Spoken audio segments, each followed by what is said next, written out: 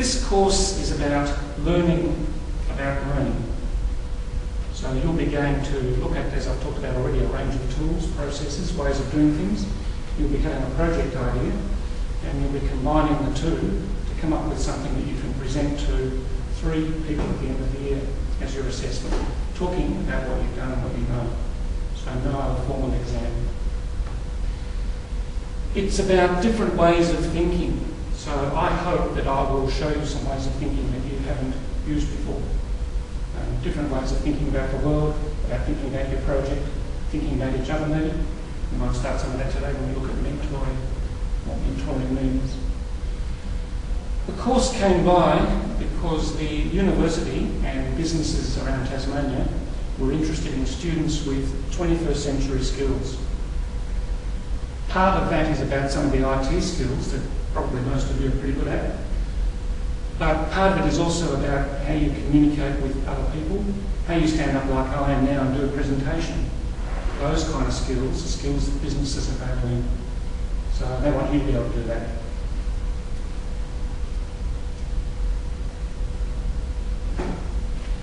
It's about making connections, taking risks, inquiry, obviously, student-directed inquiry, so you're looking into something, hopefully challenging yourself. I mean, let's not go too fast. Presentation tip for next time, don't make them go too fast. It's about working ethically. So I hope that you will stretch yourself in your project. For example, a group last year did game design, and in their game they wanted guns. And they thought, well, it'd be really cool if they could actually get real guns, as in the models of them, and put them in the game through 3D Max and get a nice 3D model game. They quickly discovered that while the gun companies were quite happy to give them the material about the design of guns, they were not happy for it to be in a game, and they were not happy for it to be on the internet. So the game company actually said no. So there are ways in which you will work where there are definite no-nos. You cannot do this, it's against the law, through to things which probably I shouldn't do, through to things which, oh, it's a grey area for me, I think I'll do it, even though I know other people really won't like me doing it, through to things that everybody's comfortable with, the whole continuum. And I guess during the year you'll be challenged by where are you on that, and how far do you push the barriers down the one end where people start to get uncomfortable, through to this end where it's just illegal. If you need a piece of software to run your game, and the software needs to be purchased and it's too expensive, do you get a crack off the internet and use it in your project? Well, no, we won't let you. But obviously you can still do it at home. They're decisions that you'll need to make.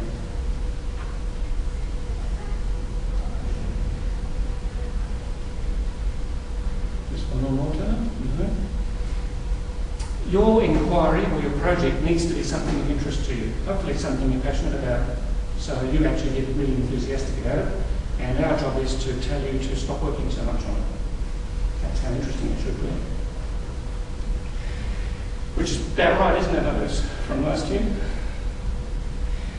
Hopefully it's something that takes you deeper into an area that you are interested in. Looking at the suggestions that people have made for the project so far this year, it's really broad. Some are in IT, some are not in IT. Whatever it is, we hope to challenge you to go deeper, further than you've been before. The syllabus actually requires that your project is transdisciplinary. That means it's more than one subject area. And that actually, for most projects, is dead easy. Nobody had a problem with that.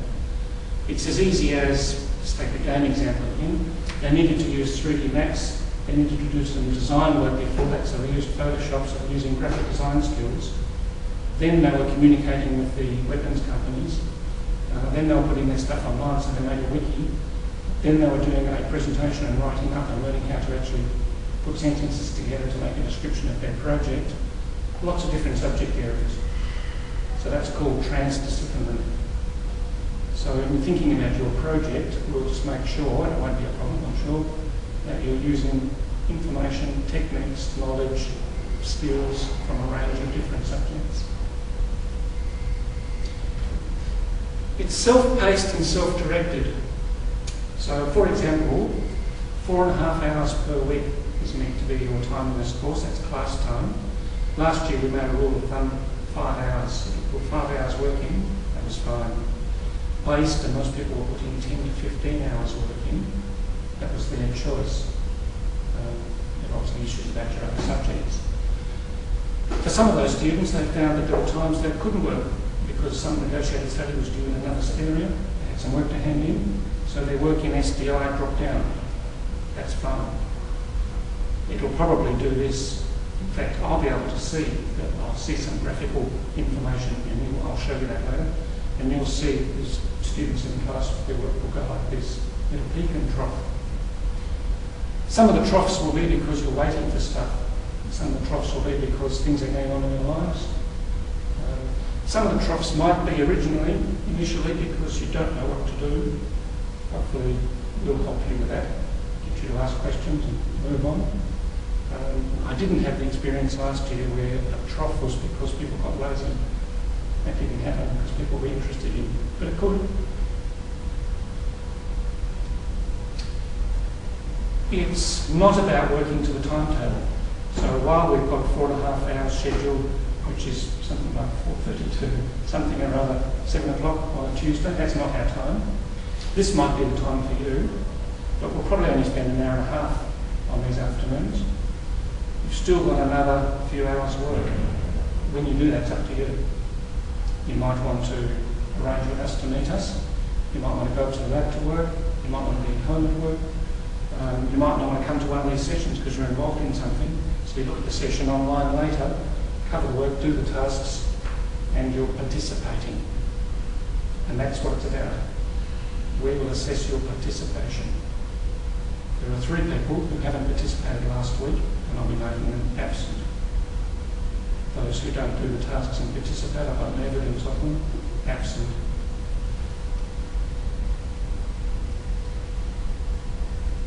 The kind of learning that you'll be doing is personalised.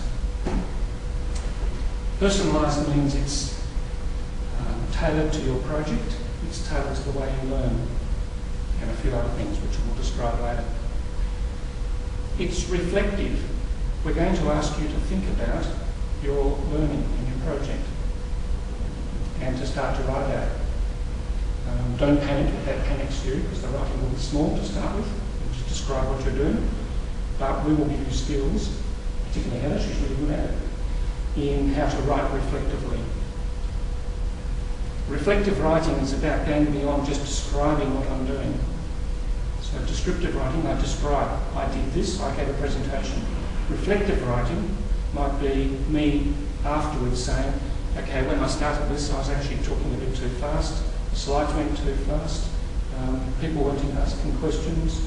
I'm reflecting about how it went and maybe how I felt about it. It's about you as an individual, so you'll have a project idea, and it's about you forming a group of interested people, probably in this class, maybe with a teacher. One of us might be really interested in your project. It could be aunts, uncles, friends, anyone that you know.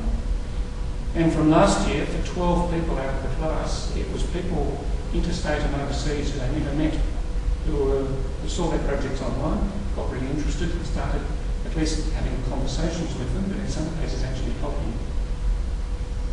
So who you connect with will be up to you.